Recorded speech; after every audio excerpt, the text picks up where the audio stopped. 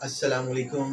آج جو ہم نے ویڈیو بنانے کا ٹاپک سلیکٹ کیا ہے وہ ہے امیروں کا میپرازول اور غریبوں کا میپرازول، جس میں آج کل بہت زیادہ سیل ہو رہی ہے۔ جو زیادہ لوگ ڈاکٹر ریکمینڈ کر رہے ہیں وہ ہے رائزک امیروں کا میپرازول۔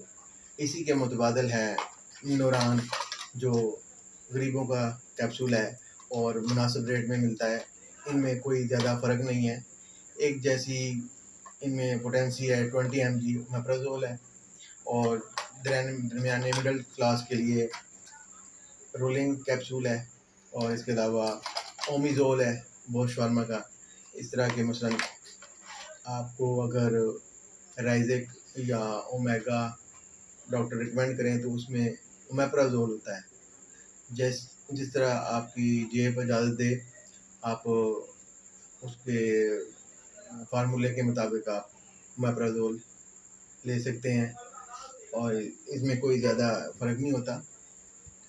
اس کی جو جن میڈیسن میں جن پرابلم میں استعمال کیا جاتا ہے وہ ہے معدے میں جلن، گیس، تیزابیت اگر ہو تو آپ ایک گولی صبح نہار کھا سکتے ہیں، کھانے کے بعد کھا سکتے ہیں، اور شام کو بھی اگر زیادہ پرابلم ہو تو کھانے سے پہلے شام کو بھی لے سکتے ہیں، اور رات کو سونے سے پہلے بھی لے سکتے ہیں۔